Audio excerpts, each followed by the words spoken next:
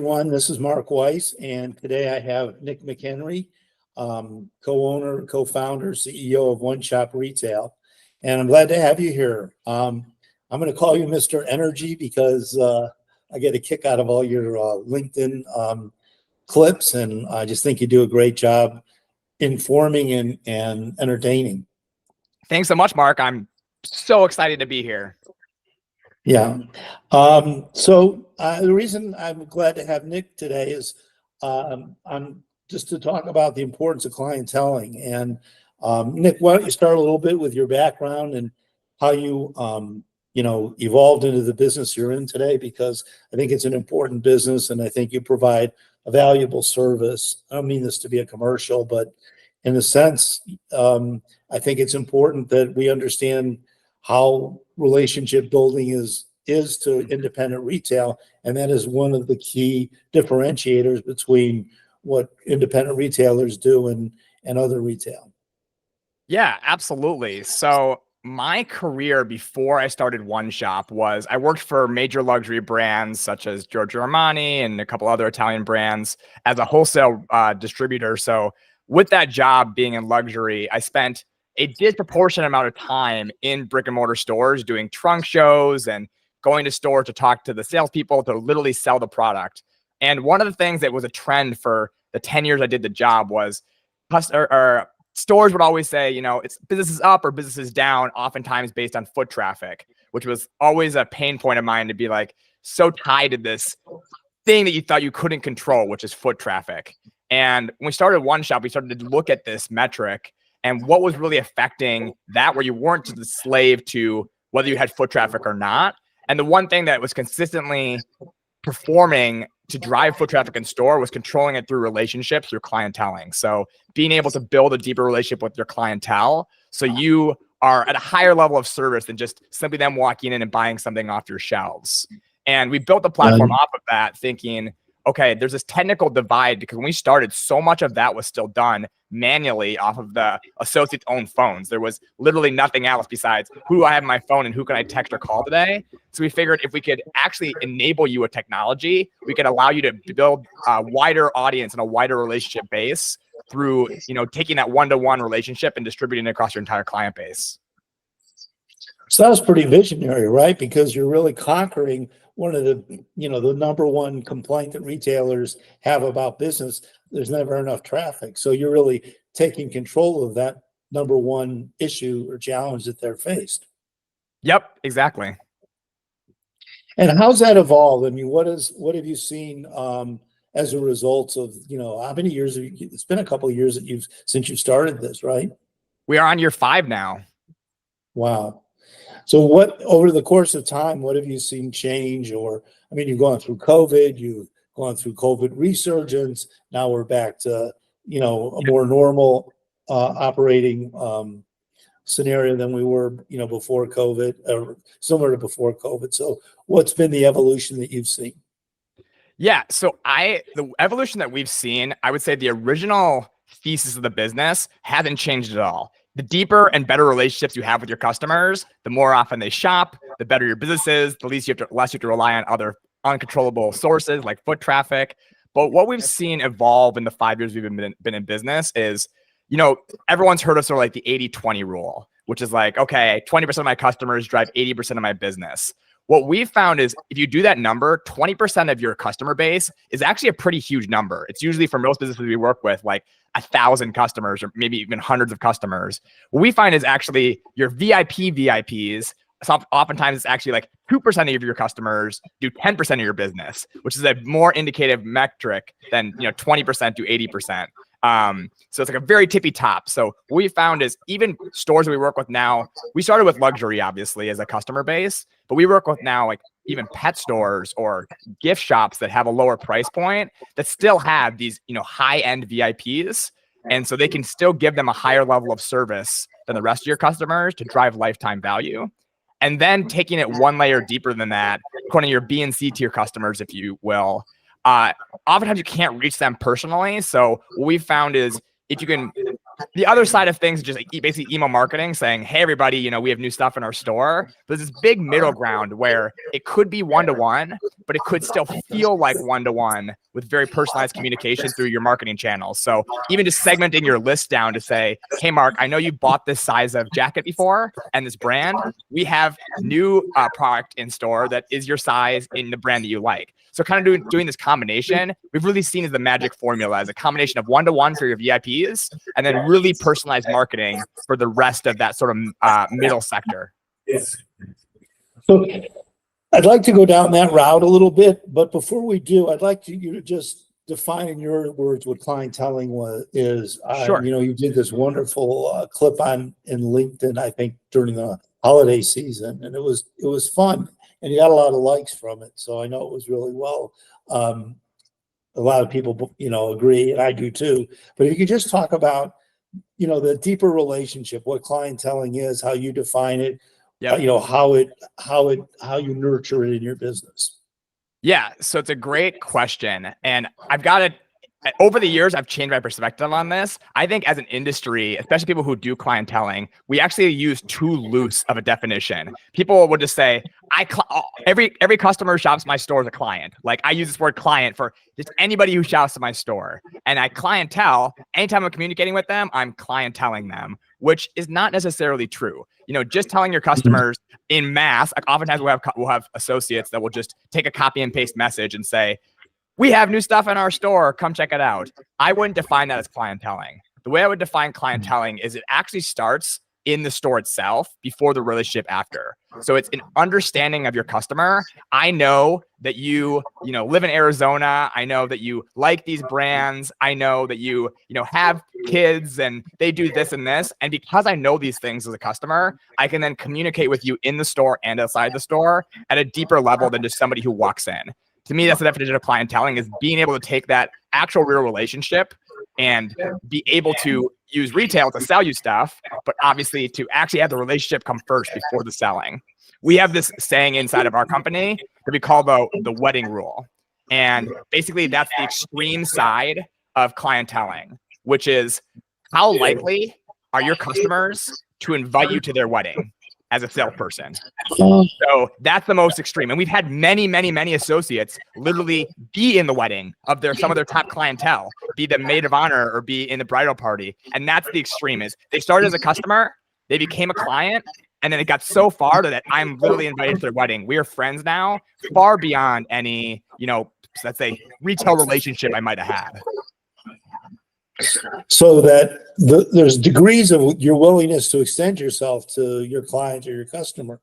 So to the degree that you can extend yourself to a customer, moves them to a more of a client, and then the extreme end would be the wedding client, right? That's great. That's a great analogy. I love that.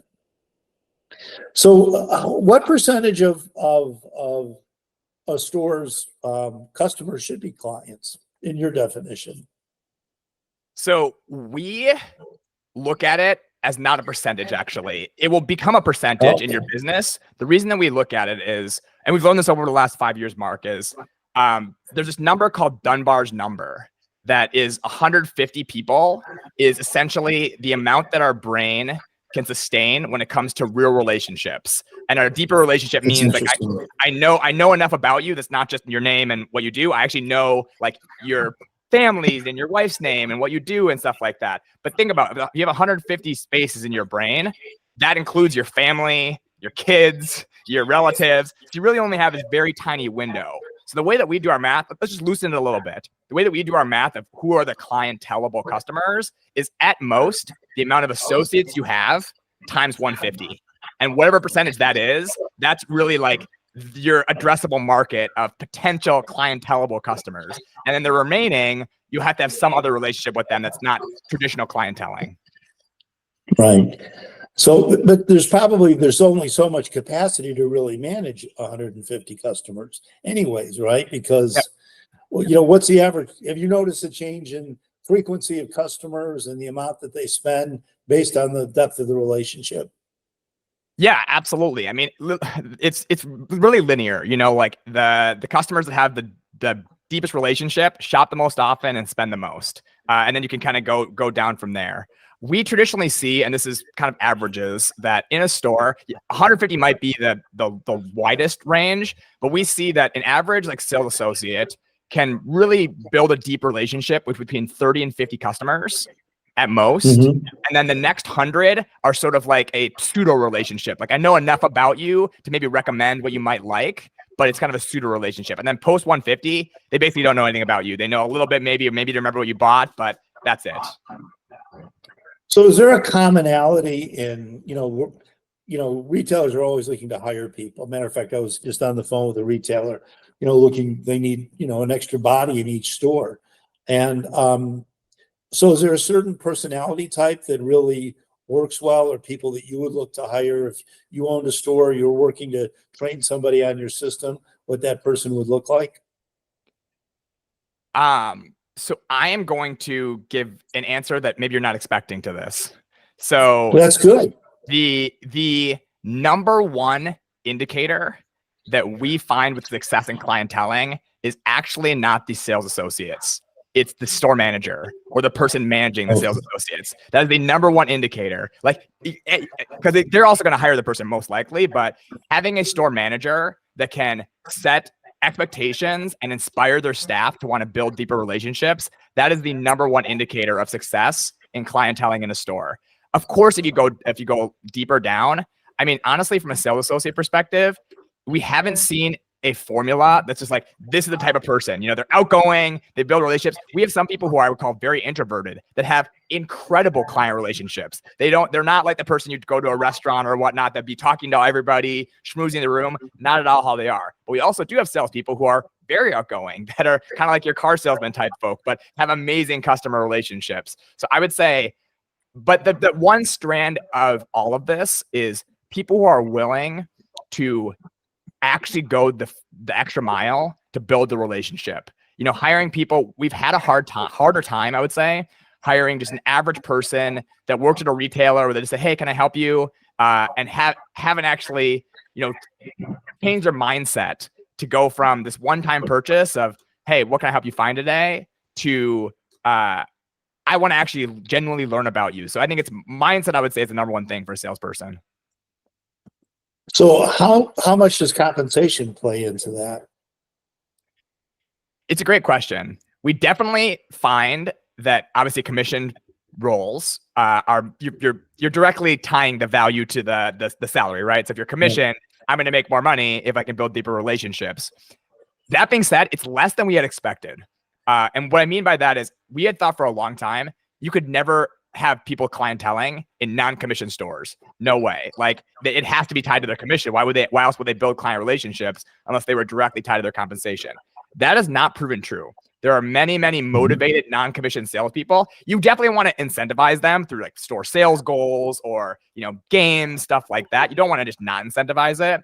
But we found that intrinsic motivation is actually the number one driver of clienteling, not extrinsic. We haven't had many people, Mark, who come aboard and because they're commissioned, really go forward with clienteling. It's really not the case. You need to have the intrinsic motivation first, and then the extrinsic reward tends to sort of follow the intrinsic motivation.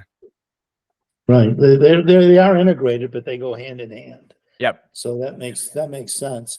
So what's the work that it takes to really be you can manage 30 to 50 customers, and then there's another 100 that you have, as you said, pseudo relationship or less than significant relationship with, but somewhat of a relationship with. What's the work that's involved to build that, curate that, manage it, and how long I guess there's two parts to this question. How long does it take to build that if I were to start tomorrow?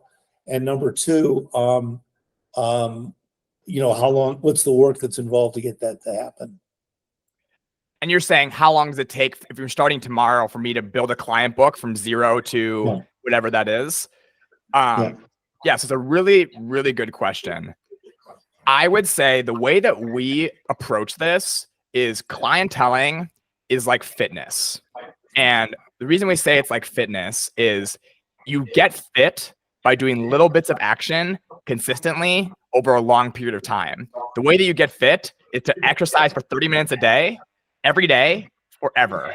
You don't get fit by I'm going to come on the first of the year. I'm going to do a 15-hour workout, and I'm not going to do anything. I'm going to eat like garbage for the next 60 days and hope that that one workout that I did for 15 hours makes me fit for the next whatever period of time.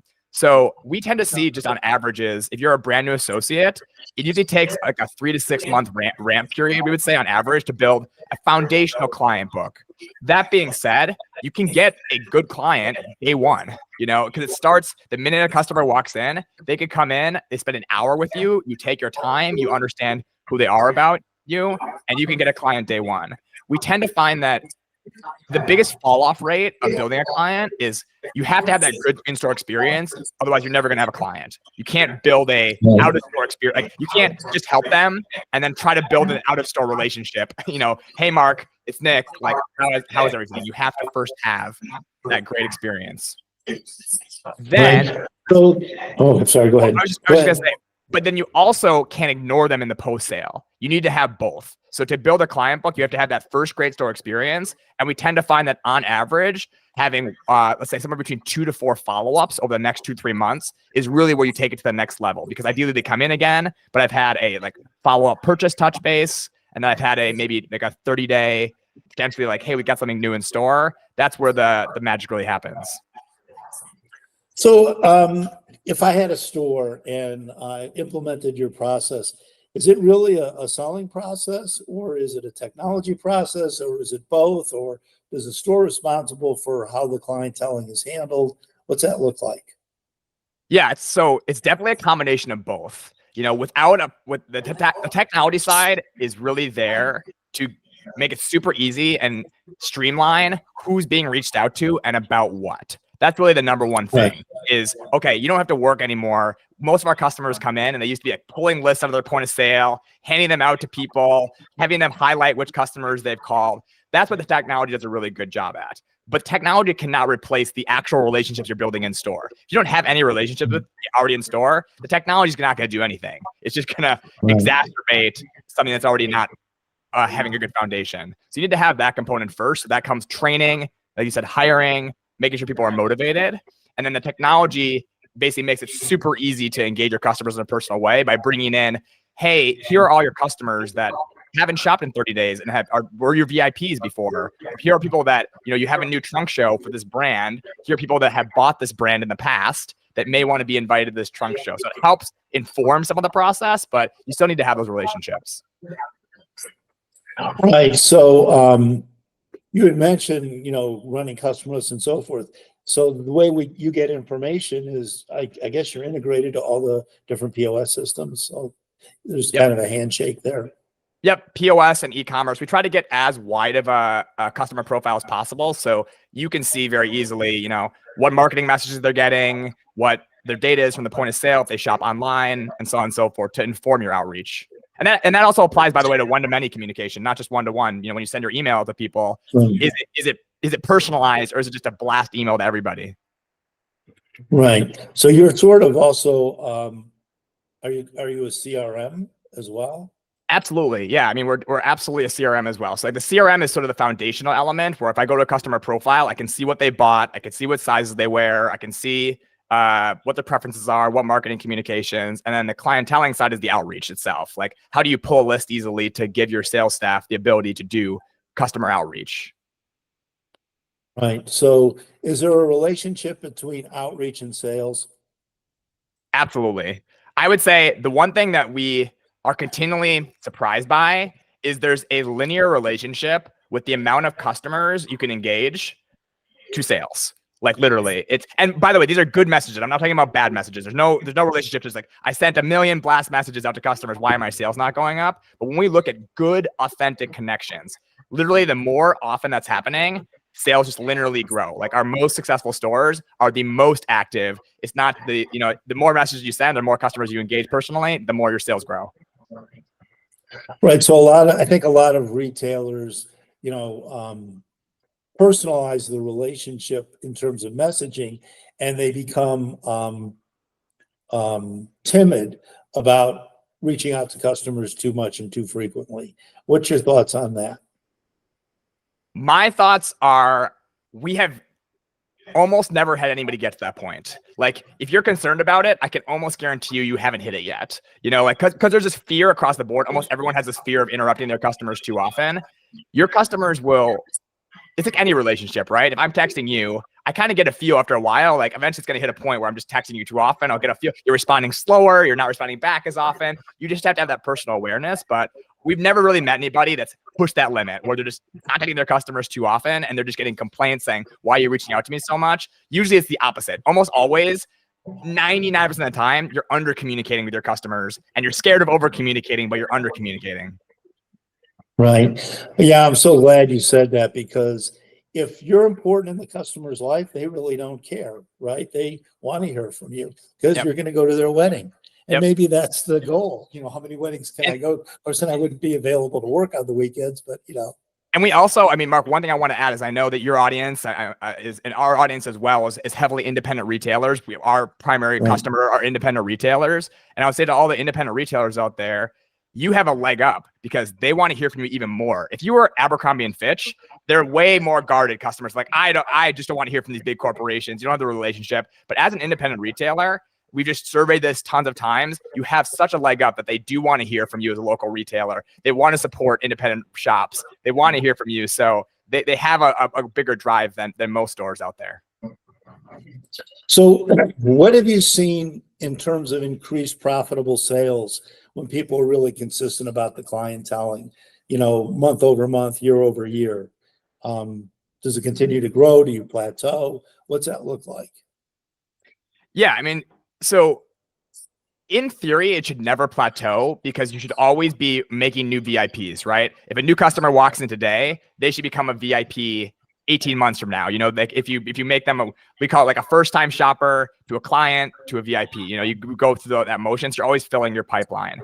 That being said, I mean, it depends where you're at in a business. If you've been clienteling for a long time, obviously there is a maturity phase. Like, you have your good clients that most of your business comes from. Sometimes it's hard to juice those VIPs for more sales. They're spending $100,000 a year. It's a little bit hard to get them to 150 potentially. But we tend to see that a good clienteling store should be doing around 30% of their revenue from not walk-in foot traffic, purely clienteling. Like, that should be around 30% of your business should be driven by clienteling actions. And then a good clienteling store, we tend to see a somewhere between 10 to 30% annual increase through the clienteling driven business, through the personal outreach, you know, return business. This is purely return, right? Because we're not talking about new customers at all. This is purely business that's coming back to you that was not a new customer. So, you know, we're all coming up to a half hour, and if we can keep people's attention for a half hour, I'm excited.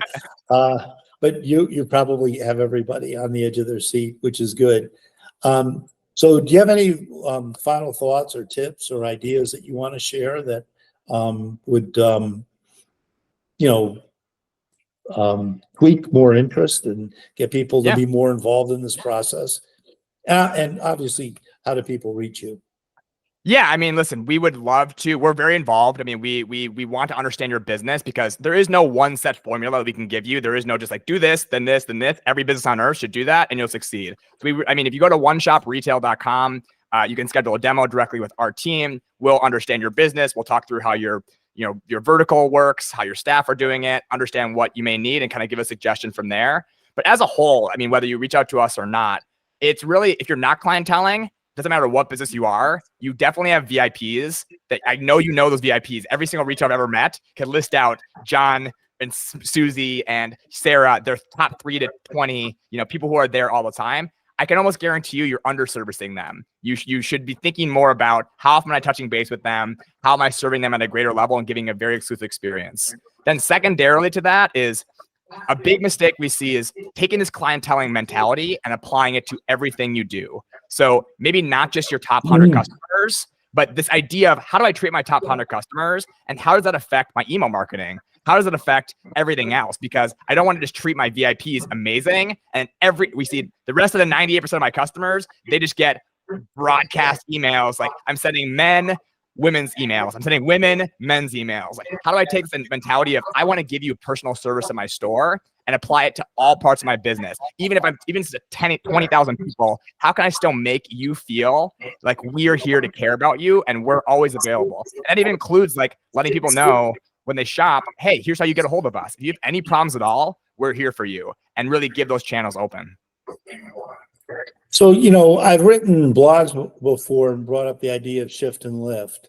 And the idea of shift and lift is to use technology to allow you to do the grunt work so that you can invest your time and be more productive. And I really think that what you provide is really exactly that. You allow people, you organize it, you sort it. You don't have to have handwritten books. I mean, back in the day, you know, you go into a store that did clienteling and they had books this thick. And, you know, oh, I got to call Margie Green and be sorting through these broken pages. And so now it's all organized. It's all, you know, integrated with your point of sale system. So it actually gives you an opportunity to be way more productive in your reach out or your outreach. I kind of switched around in your outreach and in your ability to manage your own personal portfolio of customers, right? Yep, absolutely. 100%. Yeah. Yeah. Well, Nick, thank you for the time. I learned a lot today and really appreciate you spending it. You've learned a lot over the last 5 years. Thank you for all the hard work you've done and bringing really a sense of selling enlightenment to many independent retailers. So thank you very much. No, thank you so much for having me, Mark. It's always a pleasure when our paths cross.